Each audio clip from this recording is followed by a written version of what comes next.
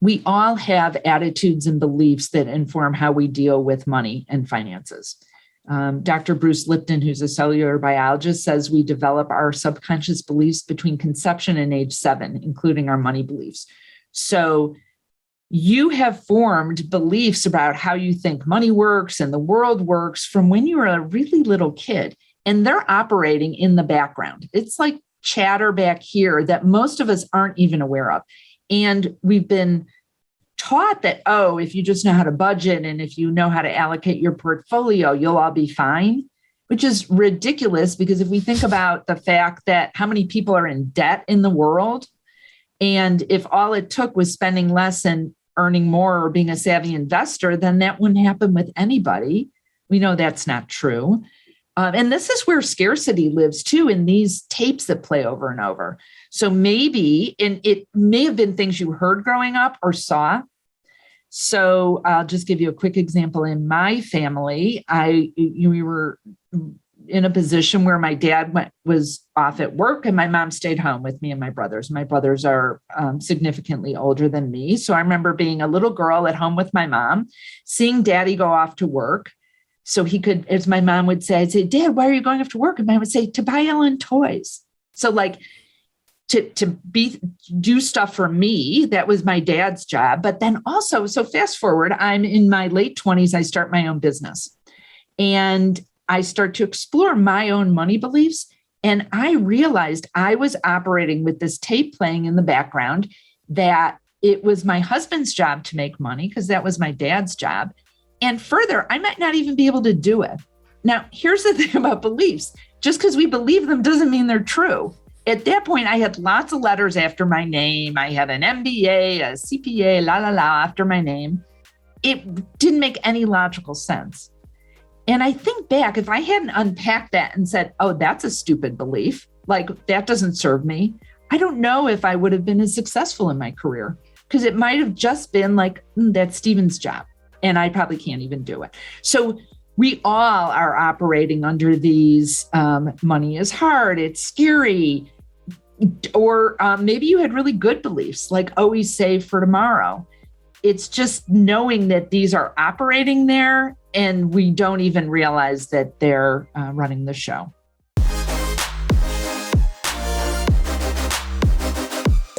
Today, we're talking with Ellen Rogin, co-author of the New York Times bestseller on Turning Your Vision into Reality, Picture Your Prosperity. She's an acclaimed speaker, a TEDx presenter, a blogger, and a 20-year veteran of the financial services industry. Plus, she's also a certified financial planner. She's worked with CEOs of Fortune 500 companies and billionaires, as well as people that are just starting out. And today we'll be talking about how prosperity thinking affects your business growth. And just quickly, before we get started, just make sure to go ahead and hit that subscribe button so you get the latest episodes as soon as they're released. Now let's get into it. Welcome, Ellen. I'm so excited to be here. Thank you. Fantastic. And I think this is going to be a really interesting topic because it's one of those things that I think a lot of people that have achieved some form of success through their career or through business may not have considered. And so I'm looking forward to really jumping into this one. But let's get straight into it. You worked for 20 years in the financial services industry. What made you go into this other direction? How did you get into the prosperity game? It happened very early in my career, actually, as a financial advisor. I became fascinated by how people make decisions and how some people could have so much and still be worried all the time or not be worried. And people with maybe more modest means might be super content or not. And I realized it wasn't about the money. And for my entire career was fascinated with that. Let's jump into this point then. So what do you mean by prosperity? Because it's one of those words that can mean a lot and can mean nothing depending on how you use it. And sometimes it can be overused. And I would just love to understand just what your definition is of prosperity. What I love about the word is that it can mean so many different things to so many different people. Most of the time people go right in and think of money or financial prosperity, which that can certainly be. The actual dictionary definition is a condition of success or thriving. And when I talk to people about this or give workshops and ask them, what does it mean to you? It very quickly gets into a discussion about having love in my life or flexibility or good health, just so many different things. And to me, that's really what the whole package is about, because you could have tons and tons and tons of financial resources and be miserable, come home at night and kick your dog and fight with your partner. And so what good is that? But it's really having more of an expansive view around what money and prosperity can really do for you. So prosperity covers all parts of life, right? But it does seem to really kind of often be linked to the financial side of things. Is that because finances are so linked to a certain level of comfort, a certain level of security? Is that why the financial side of things kind of like it's often linked to prosperity? Well, money flows through so much of pretty much everything that we do. It's a lot of conversations. Our work usually revolves around that for most people, especially if you're an entrepreneur, an executive. Often we've been taught that our worth is based either on how much we're earning or how much we've accumulated. Whether that's true or not, a lot of people really believe that. So I mean, the way I look at it is we do live in a material world and money is important. And we also live in more of an ethereal world. We're having a bigger picture about what true success means to you, or happiness, or prosperity, as we're calling it. These are both important, but since we're very little, I think we start to be ingrained with the thoughts that money's important and a measure. Yeah, and for sure. And I forget the study, but it was a few years ago that I read that if you don't have any money, it's really hard. And then as soon as you make around, I think it's around $100,000 a year, that's enough to really have money not be the factor that affects like your happiness or your comfort in life. Like, is that Yep. That's what number? I've seen as well. Yeah. And maybe it's 100 Australian and 75. I don't know what the exact conversion is. Yeah. I've heard 70, 75. The concept behind that is once you get to that level, you've had most of your basic needs met, and the incremental more amount of money you make doesn't make you that much happier. However, there was a subsequent study that found it doesn't make you happier unless you're using that money to help other people. And then it actually boosts your happiness level. And we're going to get to that part a bit later in the discussion, just where we're speaking about actually, how you change your beliefs around prosperity and so on. But before we get into that, so prosperity thinking, right? Is this like a mindset, or is it a way to operate? So what is prosperity thinking? Yeah, I think sometimes people have heard about abundance thinking and scarcity thinking. And it might be helpful to define that a little bit for people. Mm-hmm. Scarcity thinking is, I think, how most of the world operates. It's this thought of, for me to win, you have to lose. There's only so much to go around. It's aggressive competition.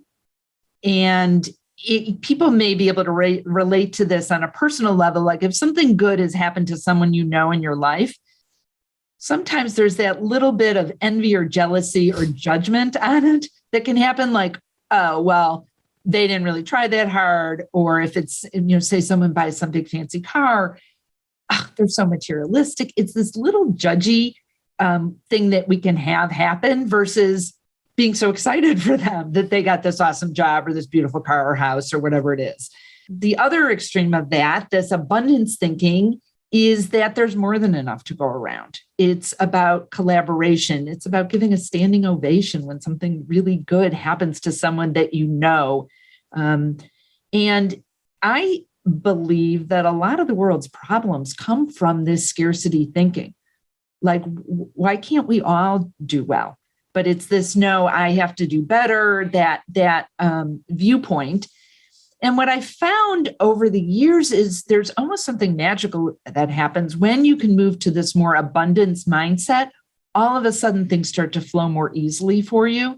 Or if there's things that come up, because it always happens for us, there might be something that's a bump in the road. The resilience level is much greater for people that have an abundance mindset than people that have more of a scarcity viewpoint on things. It's an interesting one, which I'd like to kind of unpack a little bit, especially in business, right? And in life, like competition is seen as a thing, right? Like it's called a competitor, right? So, and it's often seen, especially from a strategic perspective, right? That there's the military analogies and there's all these things where there's an opponent and there's like a way to be. And it seems that there's a common, maybe it's a misconception, but it's a common belief that it's to win in business, someone has to lose. There's a finite market, there's competition for clients, there's competition for market share. How does prosperity thinking kind of fit into that? Do you know what I mean? Like in terms of, instead of thinking about them as competitors, now we're thinking, well, or what's the abundance version of that, right? What's the positive version of that that's not so, please. The prosperity version of that could be, how do we best serve our clients to the highest good? And that the people that we can serve best are attracted to us, and we do our best for our employees and the community, or whatever your goals are for the business. I think it's just looking at things from a different viewpoint. Like, I don't know why you still can't grow your business and do phenomenally well without having this feeling of crushing the competition. I don't think they're mutually exclusive. You don't have to crush someone for you to do well. If you focus on doing your best work for the people that you're most meant to serve and serving your employees well, I don't know why that means somebody else has to do bad in the process. Okay, so prosperity thinking is not ignoring the fact that there's competition. It's just not putting, let's call it, negative energy towards it. It's saying, hey, there's a competitor. They're pretty good. You can go with them too. But here's what we're doing, and here's how we're helping the world, and here are the positive things that we're doing. And that's kind of how we approach it. Is that a fair? Yeah. And putting your attention on, and some people might not feel comfortable saying, you can go to them. I mean, when I was a financial advisor, I certainly did, because there's lots of business to go around. And I knew someone that was going to be comfortable with me wouldn't necessarily be comfortable with somebody else, or the other way around. If you're in a larger business, again, it doesn't mean that you're necessarily escorting people over to the other people, although if they're better suited there, then why not? No one wants customers that are miserable and unhappy with you. Wouldn't it be awesome to be really putting all your attention on, how do we do our best for our people? And we can grow more people if we're doing our best, but it doesn't mean that someone else has to be crushed in the process. And I really like this. Look, just to be clear, I mean, this is how I operate, and this is actually how we operate the Web Profits Agency side of things. And oftentimes it's how important is competition? And, it takes a while. It does take a while. And this has taken some time for me to be happy for someone else that is doing good, who is a competitor, or who's someone who you thought back at school, they weren't very nice to me, and now they're super successful. It's that was 20 years ago, so chill out, you can let things go, right? And that default response when you hear somebody that that maybe you don't like that much, that does well, you feel that negative energy come up. I don't know what it's called exactly. It's like jealousy. It's something, that's that scarcity mindset, right? That's that scarcity thinking. That's kind of the opposite of prosperity thinking. Is that correct? I'm going to ask you lots of questions to check in on this, right? Because I'm really trying I think that's absolutely correct. And if you think about it, I get that. I mean, it certainly happened to me, but it doesn't make me more successful to spend my energy being pissed off that someone else is doing well. And often when I've really been frustrated, why is that person doing well? My ideas are better, blah, blah, blah. And if I really get quiet, I look at the fact they're often doing something that I felt I should be doing. And it's really a defensive mechanism that I have a higher standard for myself that I haven't been stepping up to. And that's just a way to defend against that, for my ego to defend against that. But it doesn't move me forward to be focusing on whether they should be successful or not. I mean, sometimes there's nasty people in the world that become financially successful. Doesn't do me well to spend my energy focusing on that. Yeah, and I fully agree with that. Just for quite a while, that's something I've been working on. And there's a few people I know that are generally like that. They're like, oh, that person just did that, and they're not happy about that. And it does seem to really linked to what you just said around it's something they think they should have done and they're not doing it. And now seeing someone that they know that's achieved something puts it front and center and makes them question themselves. And the default is the jealousy, is the negative, is that you're not happy for someone else. And so we'll start to unpack actually how we can actually start to change that mindset like in a minute. But I just want to jump on a few more topics just so we've got the full scope of like this application of prosperity mindset, right? Let's say from 0 to 75 grand, the entrepreneur that's just starting out or someone that's just starting out in their career and they don't have basically anything yet, right? And it's really hard to have a prosperity mindset when you don't have the core basics, for security, and there's that constant uncertainty. How do you separate out prosperity thinking from the blind optimism? You know how sometimes it's all so positive. Everything's so positive. Everything's positive. There's nothing wrong ever, right? And then there's prosperity thinking, which I think has more pragmatism behind it. Like, could you explain the difference between that and, just how that actually works? We live in a material world, right? So if you're starting out in business, hopefully you have had some plan to cover some expenses before you jumped off and said, I'm in business by myself with absolutely no resources. And just to be practical, and I'll get to your question, maybe you get a side job while you're doing this so you can pay your bills. Because here's the problem.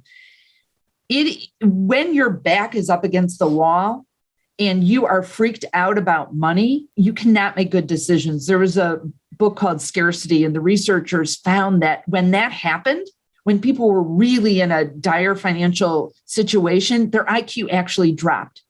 So you can't make good decisions when you're in that situation. And sometimes you just have to be really practical about it. And there can be blind optimism on that. I mean, I can skew a little bit that way. I'm highly optimistic. Same, by the way. So the same. I got a bit more practical over my career, And it can be annoying for people in our lives, right? If I'm always like, everything's going to be fine, because I have a pretty low tolerance also for whining about things. But there is some realism that's a good balance there. Optimists tend to make more money. They tend to be better at sales. And there's times when we just want to be realistic and have a plan, right? And have a financial plan. So to get a little practical on that. And it can take a lot of the pressure off when you're dealing with things in a practical level as well. Sometimes entrepreneurs who maybe are more creative, they push off the money side of things. Who's like, it'll work out.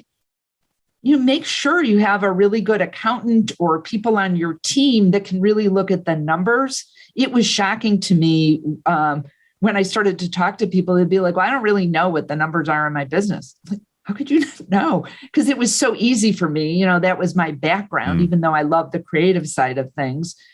So to have some practicality around this, there are some basic things that need to happen. Yeah. And sometimes I have talked to people in the past that are so constantly sure things are going to work out, and maybe they're not, and it's time to move on to something else. And maybe that's when you need a consultant or a coach or an accountant or someone in your life that can deliver realistic, but not dragging you down kind of information. Yeah, I think it's a fantastic point. And I really like what you said around have a financial plan if you're going to start something out, have a job and start a side hustle. And if the side hustle starts working, then you can grow it. That's financially responsible approach versus this more, I'm just going to go into it. I'm going to have no money. I'm going to put everything on a credit card, because there's so many stories out there of like, I started with nothing, put everything on a credit card and it just worked. And that's like the 0.01% of things that actually work, when the majority actually need some kind of financial support in the beginning, right? But there's a difference between prosperity thinking and, being financially irresponsible, right? There's a difference between that. It's not just, if I just think it like think it, then it will happen, right? It's a bit more than that, isn't it? Yeah. I'm all for being positive, but there's the action steps that need to happen. I mean, sitting on your meditation pillow, chanting Om, waiting for the universe to provide without taking any real action usually doesn't work for people. I mean, maybe once in a while. And you were telling those stories about people that, I used to have this probably magnet on my refrigerator that said, jump and the net will appear. Well, that's not always such good advice. Like, what if it doesn't? And you don't hear those stories of people that like totally got flattened by doing that. And so let's jump now quickly, right? Because we just talked about kind of entrepreneurs and that come to a certain point, right? And now we're talking, let's say to people that have built a successful business, they're senior leaders in an organization and they're trying to grow the company. These types of people will likely have a lot more success under their belt. And so it may seem that they already have prosperity thinking, but they may not, right? So how do they start to really understand if they have prosperity thinking or not? Like, and I think we gave like an example in the beginning, but then, how does a lack of prosperity thinking or scarcity thinking actually affect their growth? Yes, I want to get to that and give a metaphor for that. I also just want to mention here for the people that are starting out or might feel like they're struggling, there's often this thought of if I just had more money, everything would be okay. And money is rarely the solution. Yes, if you don't have money to pay medical bills or, if you're below that level, then of course, but it's usually not the solution. And people without a lot of wealth may say, oh my God, how could that person have any problems? They have millions and millions of dollars. There's different problems. And people with a lot of wealth worry about their money as much as people without money. They're just different worries. So I just want to say that. One of the metaphors that I've been working with that has been very helpful for people is this thought about flowing with the current or against the current. And I like to think with the current is prosperity thinking and against the current is more scarcity thinking. And when you're flowing with the current, things flow more easily. There's a lot less stress. There's less worry around it. There's things happen with more ease. Sometimes things seem like they happen magically, like, oh my God, I just got this new client. I don't even know how that happened. But there's things that people put into place energetically and then also with their actions to make that happen. And flowing against the current, if you can just kind of imagine trying to swim against the current, how hard that is. And this scarcity thinking, so we take this executive that's doing really, really well, and maybe they've been saving. There might be stress like, oh my God, what if I lose my job? I have this big lifestyle. What if my family isn't okay? Like there's all those kind of clinging to what they have and thinking about their lifestyle and their current situation. And if that were to go away, feeling that they wouldn't be okay at all, that's more on the going against the flow. Going with the current is, yes, having a good plan, being responsible, saving, but also creating time for true prosperity. So you have time to be with your family. You haven't missed your kids totally growing up because you've been working so hard or whatever your values are. And so and you can actually feel into it when you're going with the current, there's a more relaxed, open kind of feeling. And against the current, it's really restrictive. So that may be helpful for knowing if somebody's like, where are you on that scale? And we flow back and forth, right? Something can happen like a global pandemic, and all of a sudden a bunch of people start feeling like they're going against the current because they've never had to deal with this before. But within, several months, depending if you were in a occupation that was still viable, most people kind of settled into a new way of flowing with things. Okay, let's talk about that for a second then. How do you know if the current is going upstream or downstream? It's sometimes hard to even tell, right? That, hey, like I'm on the downstream, like I'm swimming against the current. I mean, you can tell when you're swimming, right? But sometimes in life, especially like in professional life, you're going in certain directions. How do you know if those directions are like with the current, and how do you know if they're kind of against the current? Yeah, I hadn't thought about this until very recently, but I think because money we think of is out here for us, it's a material thing. I think we can feel that. Like if you slow down and check in, are you sleeping at night? Are you up in the middle of the night worrying about things? Is this constant feeling of dread or anxiety there? Those are signs that maybe you're flowing against the current and that maybe There's things you can do to shift things a little bit. And same thing when you're going with the current, things just feel easier. There's a lighterness to it. Okay. And so prosperity thinking is the opposite of scarcity thinking. Prosperity thinking is thinking of things which you can create. It's not subtractive, and it's supportive, like it's expansive and so on. And with prosperity thinking, you can achieve a lot more than with scarcity thinking, right? From a business perspective then, with prosperity thinking, is it just thinking about the competition different? So is it thinking about, so what does a successful future state of the business actually look like? Like, is it, like engaging with the client book differently? Like how does prosperity thinking kind of start to come into the business side of things? It can start with the vision of what you have going forward. So, I like to think about this process of creating prosperity is being aware, which is noticing, am I going with the flow or not? What are some of my beliefs about money? Being clear, which is where do you want to go? Like, what is the vision for the business?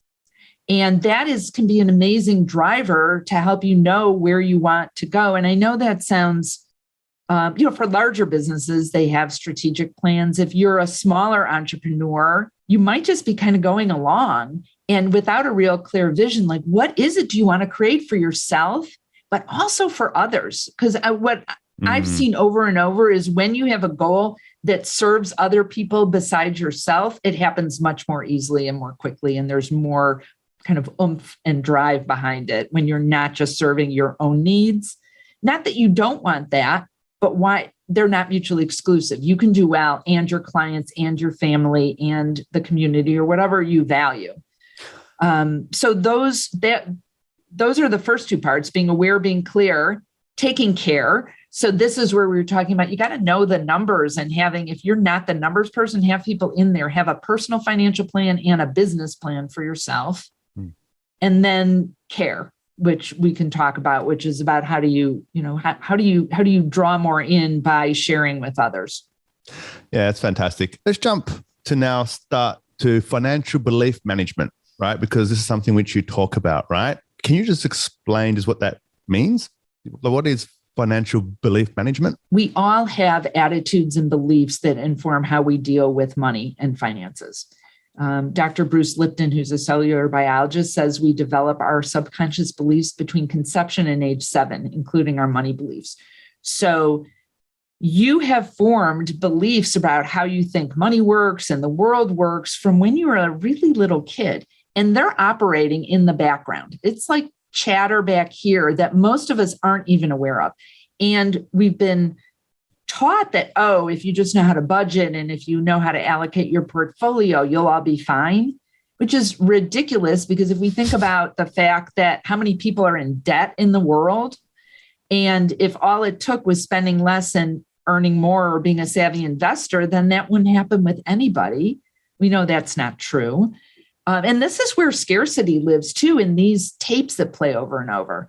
So maybe, and it may have been things you heard growing up or saw.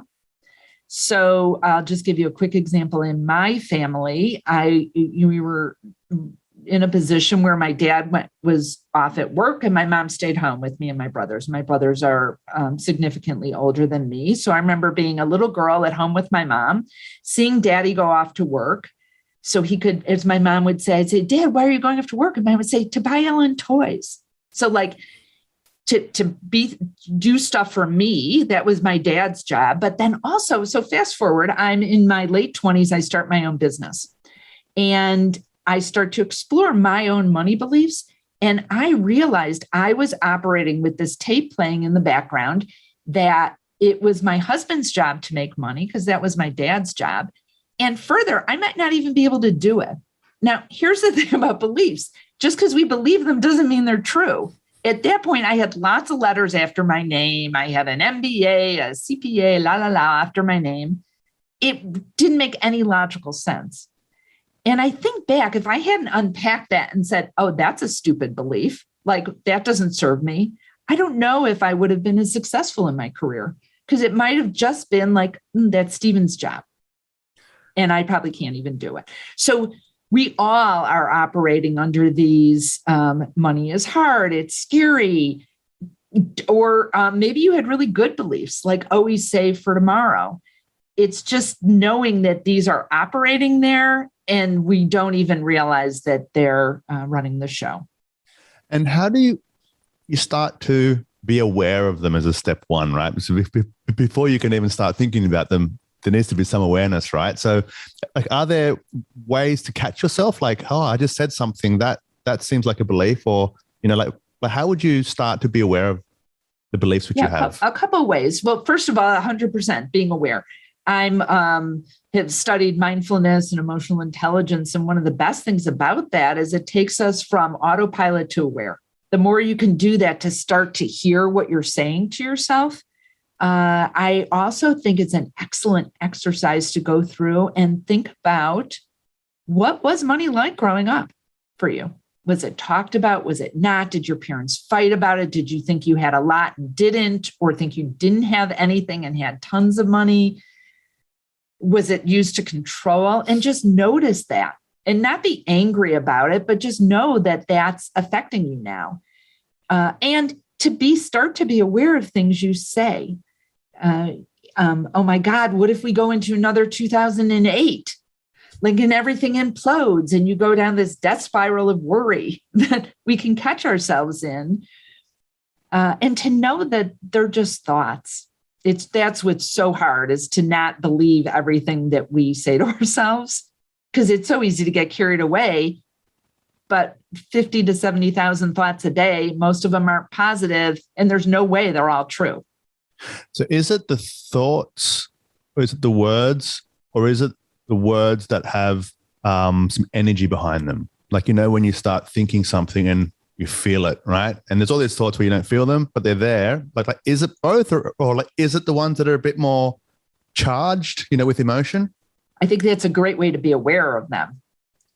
So I've noticed that if all of a sudden I start to feel anxiety, there's some thought I had right before that caused that. It was replaying something that happened in my past, and all of a sudden I'm living in it again. We tell, or we're making up stories, like disasterizing what can happen. And I like to think, well, if you're going to make up a story, make up a good one. Like, why does it have to be this scary, horrible one? Like, just make up a better one that can happen. But I agree with you, Alex, that I think it's those ones that have that charge, because otherwise we're not getting caught in them. It's like if there was a train that went by, you can notice the train going by, or you could get on it and be taken to the next station. And it's those thoughts that carry us away and lead to these compounding ones that I think can really be a detriment. Okay. So now that we've set the stage for prosperity thinking, for beliefs, for all these things, let's just talk about like how people can start changing their beliefs and mindset to take their prosperity to the next level. And I think you've got like 9 steps or something to doing that. I'm not quite sure if we can get through kind of all of them. It'd be cool if we could. It depends how much there is to talk about. But, what are some of the ways that people can start to change their beliefs and their mindsets? Okay, so a couple we've already talked about, knowing that they're there and examining. Like, okay, that's stupid. I don't have to have that belief. One of my favorite strategies when you catch yourself saying something you really don't want to have happen, is to say, cancel that thought, clear it away, and replace it with something else instead. We've taught our kids this since they were little. Like, if someone says, I don't even know, like, I'll give you an example. When I used to go to group fitness classes and the teacher would go, "This is a killer." I'd always say out loud, not really loud, but cancel clear. Like, I don't want anyone in this class dying from doing too much cardio. Okay. So it can be, when you catch yourself, cancel clear and then replace it with something that you want instead. And you can do this with people in your life so you can catch each other, because we don't always notice that. Sometimes it's taking really clear actions and knowing what's going on. If you're worried you're not going to be okay financially, then do a plan. You can hire a financial advisor. There's lots of calculators online, but you got to know what you own and owe in your business and in your personal life, so your assets and your liabilities. I'm not a believer in budgets, which might sound weird for a financial advisor. And it's not so much that I don't think you should know where you're spending your money on. I absolutely do. Most people are unconscious with that. But when I say the word budget, it feels like that against the flow thing, right? It's like my co-author Lisa says, it's like it's eating scarcity celery at a sounding. pizza party, right? Who wants to be? It's diet. It's awful. And most people, okay, in all the years I've talked to people about their money, once I've heard someone actually say, oh, when I spend too much on clothes, I spend less on food this month. I mean, no one does that. What I recommend instead is a values-based spending plan. So this is where you look at everything that's going out and you decide if it's really important to you. And I really like that better than saying these are my fixed expenses or my variable expenses. Just a quick story about that. There was a woman who was at one of my workshops a while ago, and she was in her 50s and she'd never looked at what she'd spent before. And she went through and created a values-based spending plan. And so with each category, she decided, is it an A, B, or C priority for her? And her house, she realized most people think, oh, I have to keep that because that's where I live. She's like, that's like a C priority. She was divorced. She had this big house. It was filled with junk. She had a big mortgage still. She's like, I don't even like living there anymore. She decided to sell her house, pay off her mortgage, pay off her debts, buy a little condo on Lake Michigan, which is, outside of Chicago where I live, beautiful. And she also had been working in a family business that she hated for years, kind of a well-known in this area business. And she cut her expenses so much she could leave this business she hated. So all from going through this process instead of just kind of going along and doing what she'd always done. Yeah. So, knowing that all those things are taken care of, and then also clearing clutter, which financial messes or paper messes, which people don't realize is actually a financial strategy. Clutter can take our energy away. Now, maybe some of you are saying, I'm just looking around my office right now thinking like, no, but I know. No, but I agree with that because I'm of the same opinion, like just to keep stuff organized. Like if you can't keep your things organized, how's anything else going to be organized in life, And when I feel out of control, like when there was, a big recession or something, when I clear clutter, somehow it's something I can do when there's things that you can't do. And now some of you might be saying, I get that. I would never have clutter. I invite you to look at whether you have any mental clutter. Are you hanging on to past decisions that you made that you wished you hadn't? Or things you wished you had done? I wish I had bought Bitcoin, blah, blah, blah, Everyone wishes they bought Bitcoin except for the full tech geeks out there that bought it in 2010. Yeah, but so like those things that you wish you did and you didn't, like that is just hanging out there, keeping you from moving ahead from what you want to do. Just on the clutter perspective, it's obviously the environment, which is important, but I like what you said about the financial clutter, right? And I'd like to take that into like the area of like, there's things which you need to get solved and sorted and they're on the back of your mind. And if they're not, like maybe your car needs to get fixed and the registration's about to get done and there's a bill which you need to pay, but you haven't because like it's a bit too busy and it just starts to start to weigh on you. And so I'm hearing that by cleaning that stuff up, that you're opening up space just for your mind to become a bit more prosperity thinking based. Is that? Yeah, it gives you more energy towards those visions that you have. So you can actually have some creative energy for that. And there's certain things in people's personal finances that fall into that category almost all the time, like doing estate planning. It's the biggest thing I see people procrastinating on. My husband and I procrastinated on it for a while, but that's hanging out there like, oh my God, is my family going to be okay? Or insurance issues. 100% trying to knock those things off. Actually, when you're saying that, I was thinking of something I needed to handle. I'm sure everyone's thinking of something, right? That's part of the challenge. Yeah, no, but it's really, really important. And even if you just make a list and start knocking it off one by one, that's going to be so helpful for moving ahead and you'll feel so good. There's just this energy. I remember when I was a little girl And my dad would say, if you don't clean your room, I'm going to throw all your toys away. And he would like get a big bag and threaten. And then I'd finally clean up my room. And it felt so good. I was so proud. I would take him on a tour, and my mom, but my dad more, because he was the one that was pushing me to do that.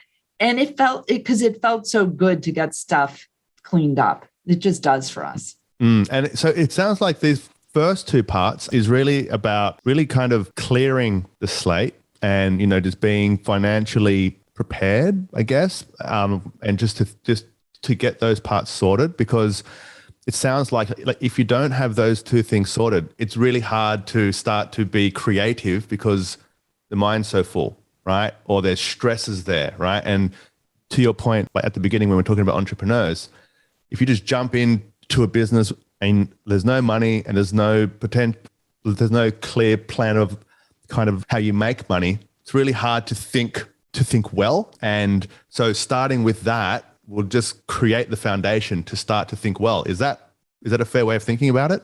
Yeah, I think having financial resources there takes so much pressure off. And it may be you're willing to cut your lifestyle down. So it doesn't mean you have to have your current lifestyle and your current job before you can do that. There's something that you really want to try.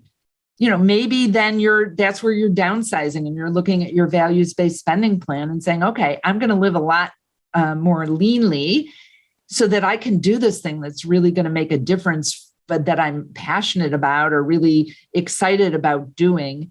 But I think that's really important. And a cousin of that is one of the things I saw over and over is that my clients, when I was working with individuals on financial planning that were most on track for their goals, were people that were really good savers. And I know it sounds obvious to spend less than you earn, but most people don't actually do that. But it provides a cushion for you to have flexibility. I don't love this concept of having an emergency reserve. Might sound a little bit more scarcity. So I like to think of it as a solutions fund, but having that cushion there just provides so much more flexibility. It takes that pressure off so that you can be more creative. And that's such a big point. I'm not quite sure on what the stat is, but it's some very large percentage of people who live week to week on their salary, right? And that must just be very stressful for people. And it would be really hard to have that like in your face and then to be positive and have a prosperity vision and to be abundant when you need that next paycheck to come in to be able to do that. So I think it's a fantastic point about having a cushion because it just relaxes you so you can start thinking a bit longer into the future. But that now leads me to the next point because you talk about creating a vision for yourself now, right? So I'm seeing part one, clean your life up a little bit, have a savings plan, have some cushion so that like your mind's now starting to be a bit more relaxed and a bit more open to be creative, right? Can you talk about now the vision side of things? Yeah. Our minds are really cool. Like most people, not everyone, but most people think in pictures. And when it comes to dealing with money, financial advisors, the financial services industry just goes at people with numbers. And it doesn't always land for people. Even graphs, people don't really understand. And so one of the things that I encourage people to do is to create like a visual financial plan. We call it a prosperity picture. But it's similar. Some of you may be familiar with like a vision board where you take images of things that are important to you and put it on a board. This is similar in some ways to that, but there's a little bit more structure to it. So you'd come up with images that are for goals that are important to you, but the board has quadrants based on time frame, like when you want it to happen sooner, 5 years or less, later, things that require money and things that don't. So things that require money might be, I want to take a trip around the world once things open up.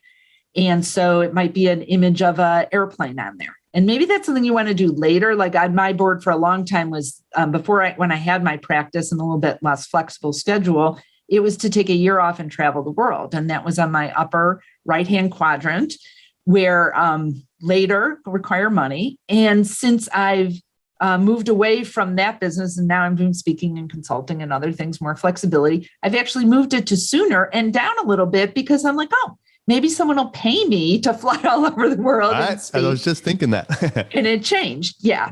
Just so you know, I have a big goal about Australia. I'll just put that out there. Oh, you want to share it publicly or not? I'll show you. I'm going to show you my prosperity picture. This is the latest one I've done. Yeah. So I think I want to live in Australia, but I've never actually been there because I love summer. And I thought, oh, I could be in Chicago in our summer and there in your summer, and I could have summer all year long.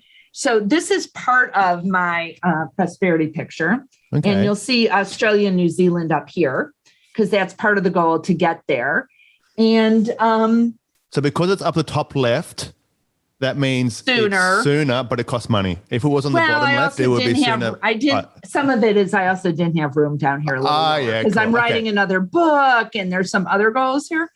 But and you have to be able to see it. You can't stack them on top of each other because it's a visual. Yeah, but board. Maybe I should. You know what? Now that you're saying that, Alex, I'm going to move it down because it's been a little elusive for me. I'm going to do that. Yeah. Yeah. And the fun thing about doing this is that it brings up goals that people don't always think about. You know, as a financial advisor, we were taught to help people figure out, like, when do you want to retire? Where in the US, college is so expensive. Where do you want to send your kids to school? And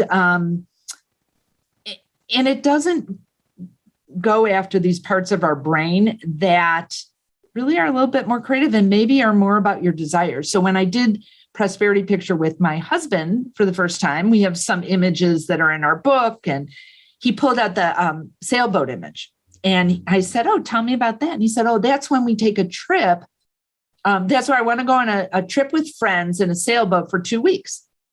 Now, I had been married for like 28 or 29 years at that point. I never knew that was his goal. We talk about travel a lot.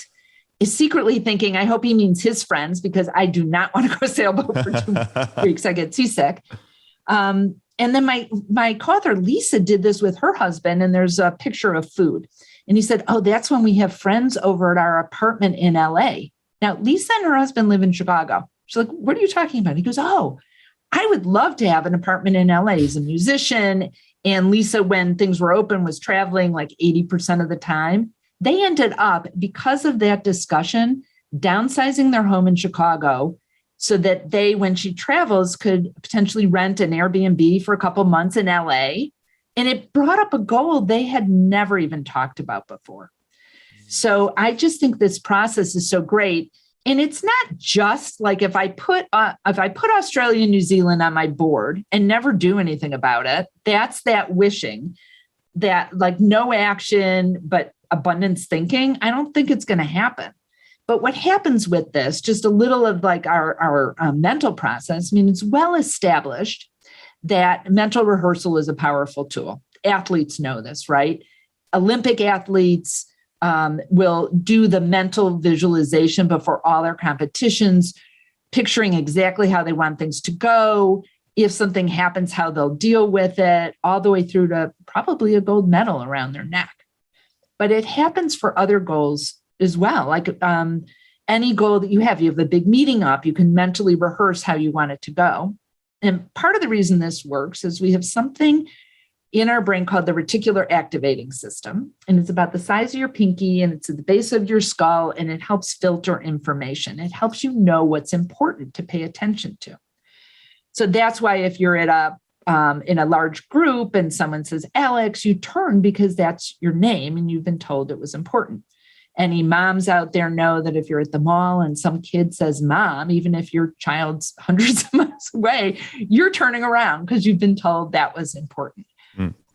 So with my like Australian, New Zealand example, you know, when I hear someone with an Australian accent, I make a beeline like, hey, this is my goal. Where would I want to live? Where should I? And I start asking questions about it. I start noticing things in a different way.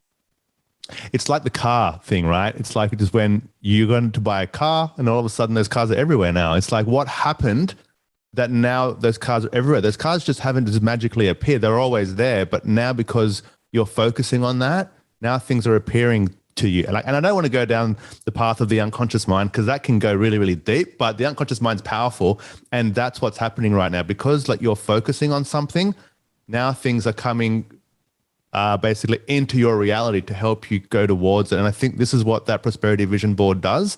What I like about your version of the board is that you've got a time and a finance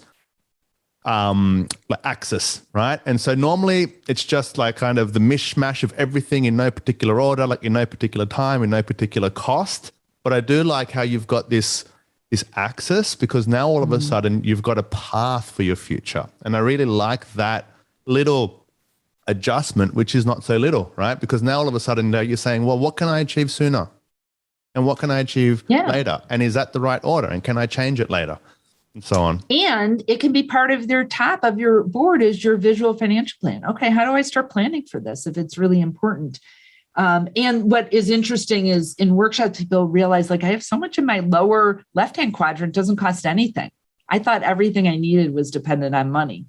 And the thing that I find fascinating about this is it works with, I've done this activity with kids in Ghana or some of the scholarship students I've worked with who have not much, different images, right? Mm-hmm. And I've done this activity with one of the most wealthy men in Europe and his son, different images. Mm-hmm. And it just is effective to have people start to envision what they most want.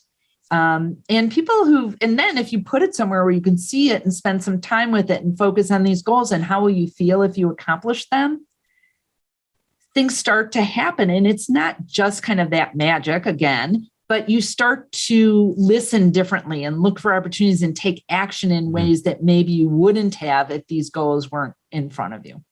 And let's talk about action now because I can see that we're going through the list, which is great. And this is all in the book as well. And it goes into like a lot more detail, which is great. But the action side of things, right? Like, so when I was first starting out in Where Profits, this is back in 2006, just set like an arbitrary goal. It was like a number in terms of revenue.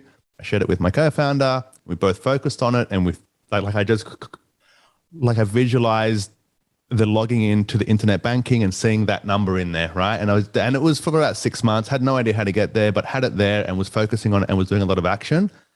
And then one day, like it just got above it. So I just subtracted like an amount out. So it was exactly that number. I was like, oh, it happened, right? And so that was completely arbitrary, but I picked it, I focused on it, but then there was a massive amount of action towards it, right? So there's a lot of parts in that in terms of what we just spoke about in terms of the goal and the awareness of how the unconscious mind works. But how does the action part kind of like, so now we've got the vision, right? And we're getting really clear on that. And that's that kind of the mental rehearsal. But now we've got this action. How important is action and how much action should somebody be taking? So I know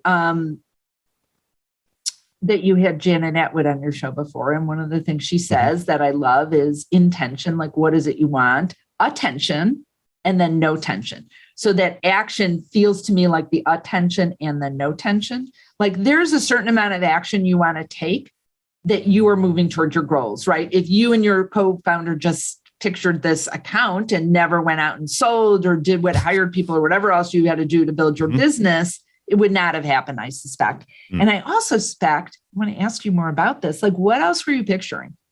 Because I bet there was more than just that number. It might have been the feeling you'd have or how you were going to make a difference. Because I think that a lot of times people just focus on the number and nothing else.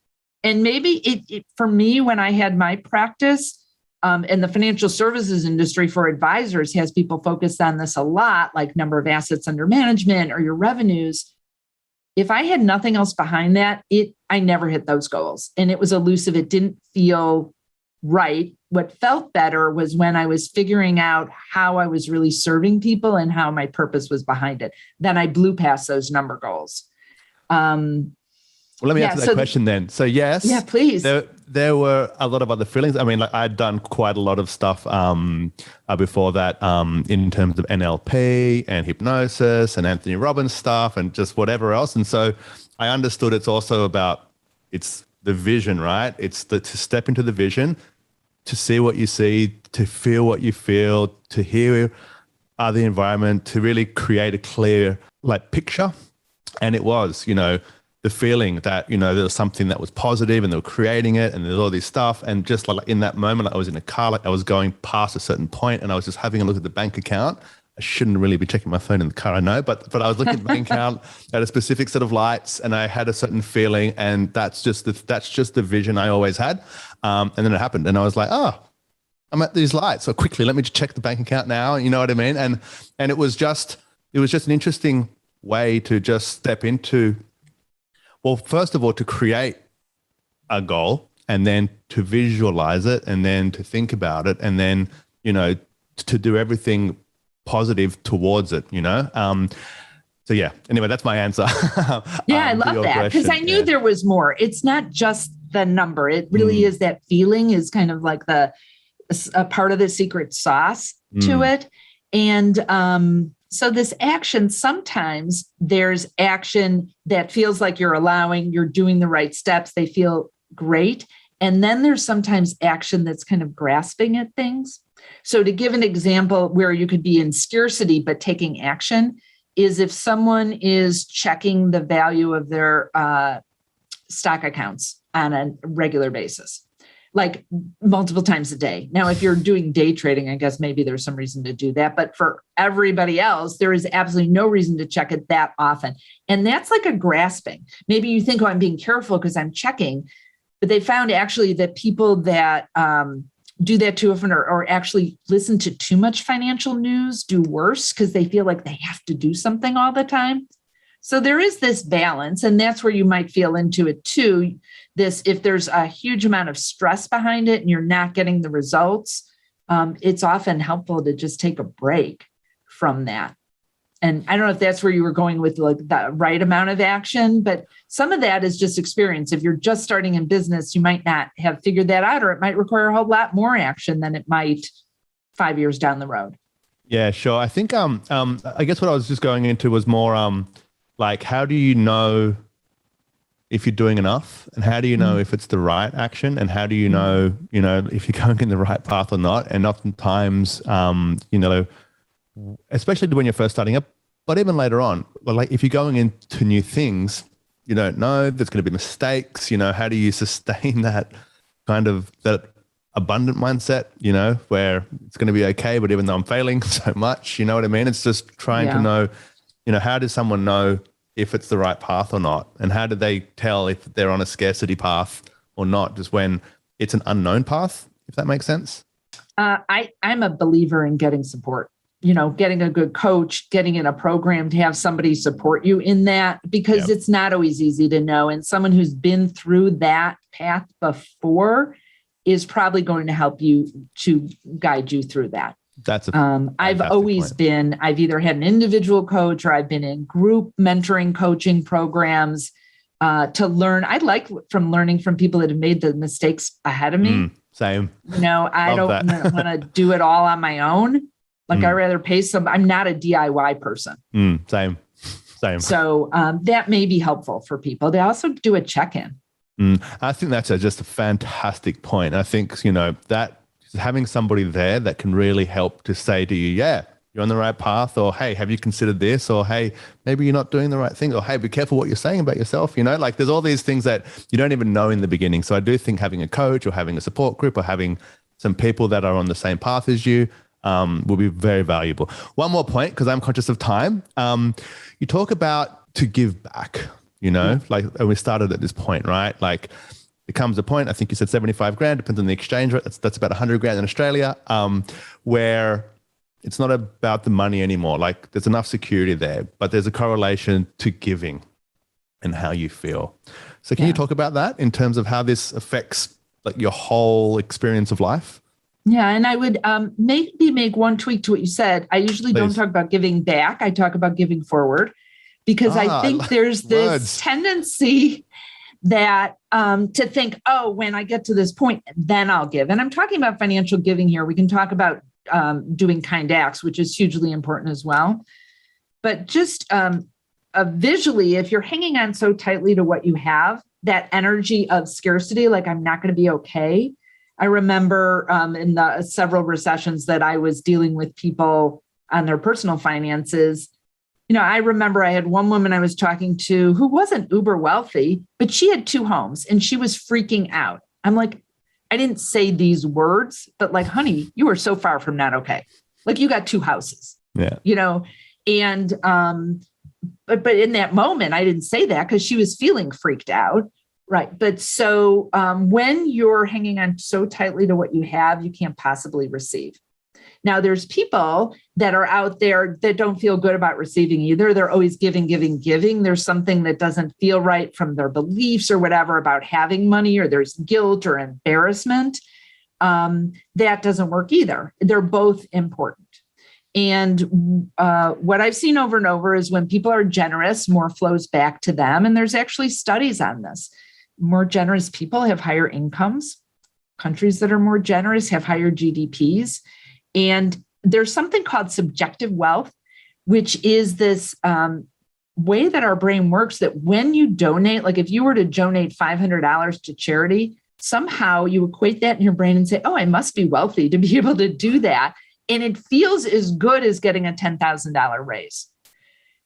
So there's that idea when we were talking about ways to feel less scared about things, finding somebody that could really use your support and helping them is amazing. Even hearing about how other people do that makes us feel great. This is a very privileged conversation you and I are having, right? We're talking to people who have wealth and are, above that level. There are so many people in this world that are not there, right? And that they could they still be positive and happy and loving? Yes. And could our resources support them in other ways? 100%. And that's where, we alluded to this at the beginning, that your happiness level does increase when you're helping other people. Even certainly doing kind acts, they've found that kids that have generative behavior, wanting to make things better for others as teenagers, are more successful as adults. They have less depression. It's really an important thing. People that volunteer have longer longevity. Their health is better. Like there's so many benefits of kind acts, and also financial giving. That's really interesting. Because it seems that, this, waiting until something happens in the future to start to give time or resources or money is part of the challenge, right? And so what you're saying is that, by just kind of helping somebody now, so even if you don't have anything, but there's someone who has maybe less than you or something else which you can help them with, that is basically outside of the thing which you're working on, but is something which someone else is trying to improve, but something, that process of actually helping somebody makes you feel better. It adds value to the world. It changes the energetic flow from you to someone else, and you actually helping somebody else. And that creates something. It's hard to put something on what that creates. Is that right? It does something, right? Is there something which you can call it? What's the thing that creates? Because it feels like it changes the energetic flow or something like that. Well, I think you're boosting your abundance, creation, prosperity. It's like a prosperity practice that you can do. And I think back, I was thinking about being on the subway in New York, and there was some person who was a homeless person walking around asking for money, and most people were ignoring him. And then there was a guy on the train who did not look like he had much money and went in his pocket and pulled out change. And so this was not like a wealthy person, I don't think, giving money. And I thought, oh, that's so beautiful. And this idea of even little bits make a difference. People who run big charities say that the $50 contributions, if they didn't have those, they'd be in big trouble. There's not lots of $100 million contributions that they receive. And I just think it loosens something up in us that creates more of that flow. And that's great. And I think this is a really good place to end the conversation. So Ellen, thank you so much for coming on the podcast. For the listeners, if you want them to take an action, to do something, to subscribe to somewhere, what would you like them to do? they're two different things. So taking an action, go out and do something good for someone else and give some money away. Like that would be the action, I would say. Even a small amount, something, right? Yeah. It could Generosity precedes prosperity. Yeah. So anything, do something nice for somebody else. And if you want to connect, you can go to ellenrogin.com. There's lots of resources there. I have prosperity tips that go out on a regular basis. You can connect with me on LinkedIn. I'd love to be in touch. Yeah. And I'd love to help you increase your relationship, just to have a better relationship with your money. Yeah. I see that as how we're going to change the world. That's true. And her books are available on Amazon. So check them out there, and I highly recommend them. They're super insightful for how you can just start to change how you think about prosperity, scarcity. And it doesn't matter what stage of life that you are. It's always something which could be holding you back, and what you want to do is you want to create something that will move you forward, and I'm going to really take care of my words now and start saying forward, not back, and positive, not negative. But thank you so much for coming on the podcast. This has been a fantastic conversation, and I'm sure there's been quite a lot of insights for the listeners and the viewers. So thank you so much for coming on the podcast today. Oh, my honor. Thank you. Thanks for listening to the Growth Manifesto podcast. If you enjoyed the episode, please give us a 5-star rating on iTunes. For more episodes, please visit growthmanifesto.com/podcast. And if you need help driving growth for your company, please get in touch with us at webprofits.io.